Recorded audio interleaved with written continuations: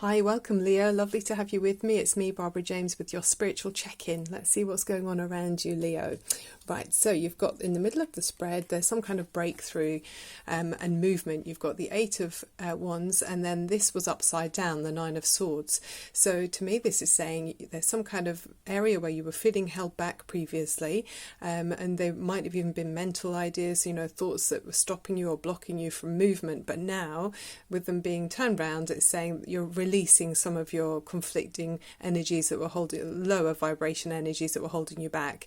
And with the Eight of Wands, it's very much action, movement, things speeding up. There's movement here. You might even be traveling with this card.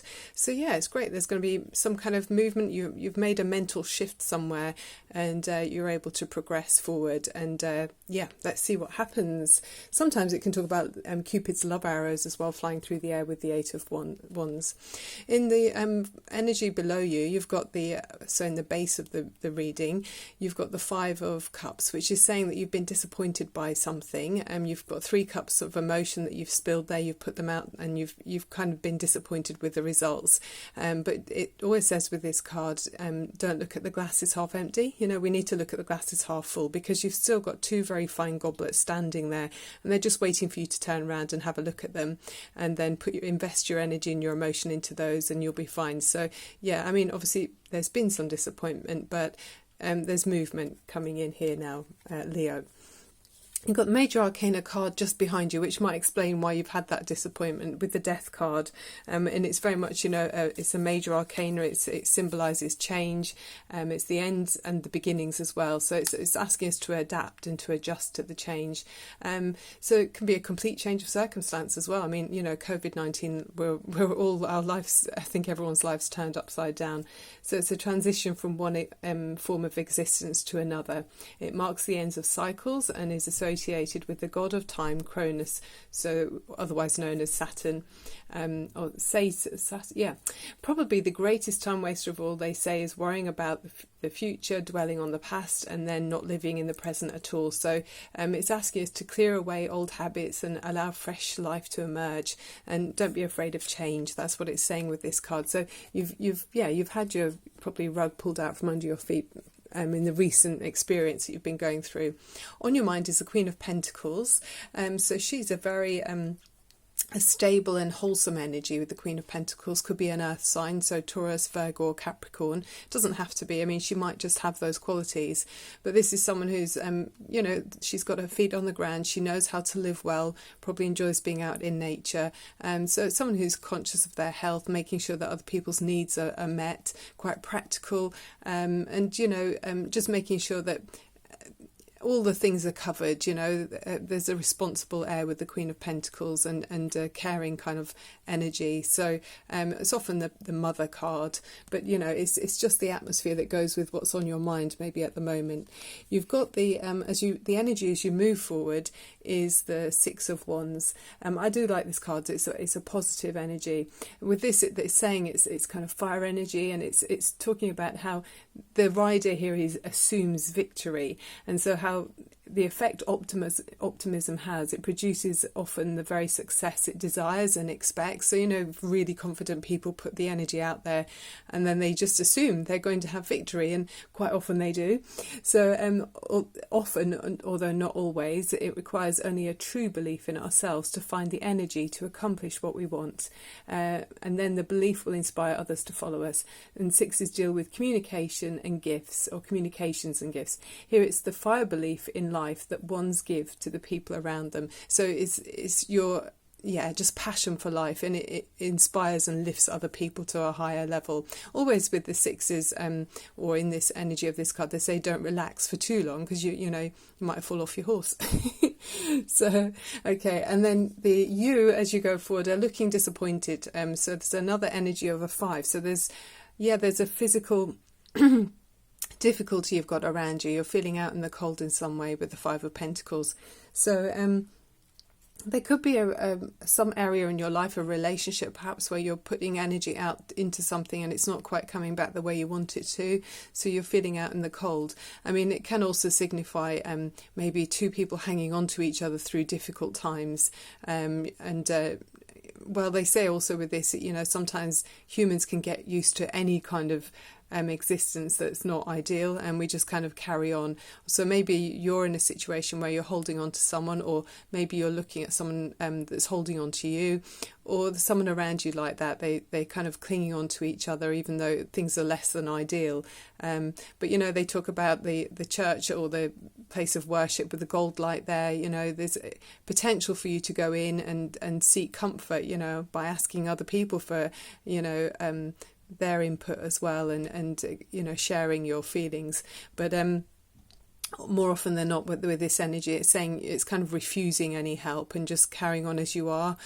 So there's something about that energy in this reading. So they're a bit bruised and battered, but they're hanging on to each other. But fives are always transition, you know, it's not a major arcana, this is a minor arcana, so it's a transient energy. And of course with the tarot, it's always just a heads up. I'm not saying, you know, all of this is concrete or cast in stone. It's just, if we carry on with the energies we're following now, this is looking like the way it's going. And obviously lots of people will be able to relate and other people won't. So, you know, it's going out to who it's meant to go to. In your environment, you've got the King of Pentacles. So that's really nice because you've got the King of Pentacles and a Queen of Pentacles. So there could be soulmates here. And often when you see the Five of Pentacles, it's talking about soulmates feeling out in the cold from each other. So the King of Pentacles is another earth sign, so Taurus, Virgo or Capricorn. So again, a practical energy. I mean, he's someone who's like looking out for other people, is very sort of community minded. So whether that's in your family or people are in your circle, you know, it could be in your work even, you're kind of got a responsible energy. Also someone who's you know, you've got a kind of calm energy like the Queen of Pentacles. She's able to appreciate the more simple things in life, so you know, being out in nature and just appreciating those things rather than, you know, it's not a fast moving energy with the Pentacles. It's always a more earthy energy and a stabilizing effect, so it can be quite gentle as well, and just enjoying the senses rather, and all the material needs are met here. You've got the grapes hanging off the king's, you know, costume there, so very nice and stabilizing energy with the King of Pentacles in your environment, so that's good. Then we've got the Hierophant card, and this is talking about like traditions, and it's linked to Taurus actually, this one. It can be talking about bridging between physical places, you know, and our physical places and spiritual energies as well, and about disciplines. It can talk about law and order, security, and you know, in the places or establishments where people have a role, and you know, we follow the rules of those roles. So it can be talking about that. It can also be about a teacher or a mentor who opens a mental door for you. So it could be good advice coming from a wise person, or you could be giving advice to another person, or you could be seen as the Hierophant even. I mean, this is what's, you know, it's around your energy. It's sort of your hopes and fears. So maybe you're hoping to be able to be a supportive kind of spiritual and uplifting energy for somebody. But yeah, it's asking us as well to take responsibilities to find our own way. So not always, you know, being told what to do. So there's lots of different aspects to this card, but it's about establishments as well. So maybe you're involved in some kind of, you know, workplace or a hospital or a church, or, you know, some kind of education centre. But yeah, I mean, there's also those keys here which talk about opening, unlocking doors for the spiritual learnings and advancements. Can also talk about just lots of unions of people coming together with the Hierophant card. Okay, and then above you, you've got the unusually upside down. I don't often get that one upside down. I've got clarifiers behind, but the Chariot card. So if this is upright, it's also linked to Cancer, this card. If it was upright, it's about charging forward and harnessing your energy, being able to balance, you know, male and feminine energy, light and dark forces, and being able to go in a specific direction and focus your energy effectively. But with it being upside down, again, it feels to me like, well, not again, but it is, to me, it's like saying there's a block. So where you want to charge ahead, there's something that's stopping you. There's some reason why you're not being able to go ahead with something that you've kind of got your sights set on. So hopefully it's just a temporary block.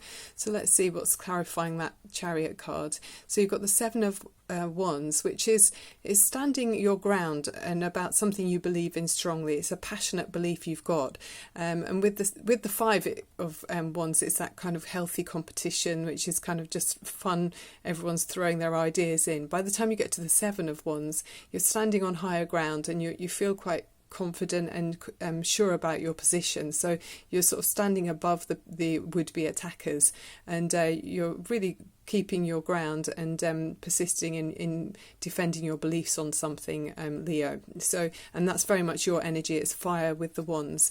And then next to it, no less, you've got the King of Wands. So maybe you're taking on the energy of the King of Wands, or are you up against the King of Wands? I'm not sure. The King of Wands, so interesting, you've got two kings in this reading. The King of Wands, unlike the Pentacles, he's more of a fiery energy. So he's more of a outgoing, can be impatient energy sometimes with the King of Wands. So yeah, I mean, especially next to this, you're maybe feeling impatient and competitive in some way. It feels a bit more things have heated up a bit. That's what it feels like. But caring for the community, and when he sits in his throne, I mean, you can't see it on this one, but in other decks, he looks like he's about to leap up. So very energetic king, often quite charismatic as well. A good person in business as well. They're able to make great friendships through their kind of charm and just being very out there and sociable. So yeah, the King of Wands is maybe the energy you're taking on, or maybe you're up against the King of Wands. So that's interesting with the Chariot upside down. So maybe there's just a need that you're going to have to defend something in order for you to get the balance right. I mean, with the Chariot, it is saying to be the most effective, we have to be very balanced in our direction. So maybe there's some imbalance at the moment for you, Leo. But it's you know, I'm sure things will, let's see what the other cards are saying. I'm sure things will work out.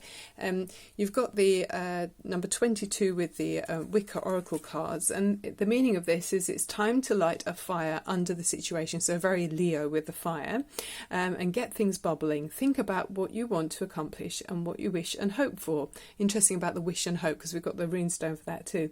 Then make a solid plan of action to take the first steps towards that desire. So that's very encouraging, isn't it? So yeah, I mean, it looks like you're going to have a plan, because you're defending your beliefs, and it's not going to be plain sailing, perhaps. This is a more relaxing card. You've got the animal spirit card of the cow spirit, and it says the miracles are endless. And with this, it's talking about a softer energy, and it's more loving and gentle. So there's a call, or there's maybe saying this is a helpful energy for you to have around you, just a softer energy. So things are more easy, you know. So yeah, that's a gorgeous energy. I like that one. Your runestone you got is the hoping and wishing stone. So this symbolizes the 8-pointed star, and it represents north, south, east and west. So maybe that's as far out as you're reaching out to the universe, you know, all of the directions, connecting to the outermost points on the horizon. And it represents wishing and hoping. So like we saw with the other cards there, the bubbling cauldron, it's very much about your wishes and desires. And with the fire energy, that is saying, you know, this is something you feel strongly about. So let's open up the crown chakra, and this is going to connect us to the greater world beyond our own energy. So it's the timeless and limitless space, and here we can experience pure bliss, feeling completely held, safe, and part of the boundless energy in the universe. So that's just gorgeous energy. So if you can sit comfortably somewhere where you can sit with your back straight, open up your shoulders and close your eyes, and think of the colour violet. So coming in from the top of the head, beautiful violet, opening you up your chakra and connecting you to this endless, limitless energy in the universe. Okay, so take a deep breath in through your nose and exhale, releasing any stresses. Inhale some purifying energy and let it go again. Okay, Leo, this is for you, opening up your crown chakra.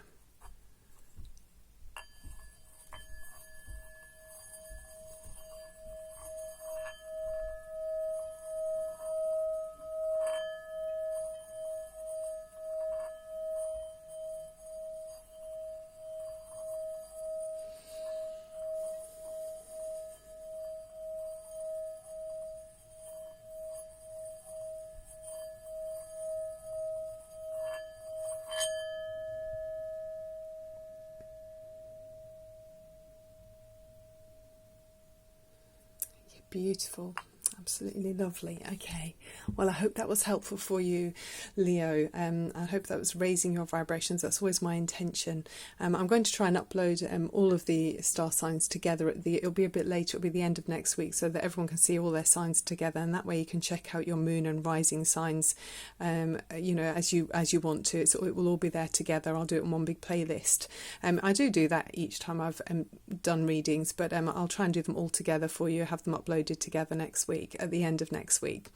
Okay, so sending you lots of love and light. I really hope that was helpful, and that's my intention. Keep your energies raised and let the ripples go out and then come back and wash all over you. So gorgeous, Leo, thank you so much for watching. Loads of love and light to you, and see you very soon. Bye for now.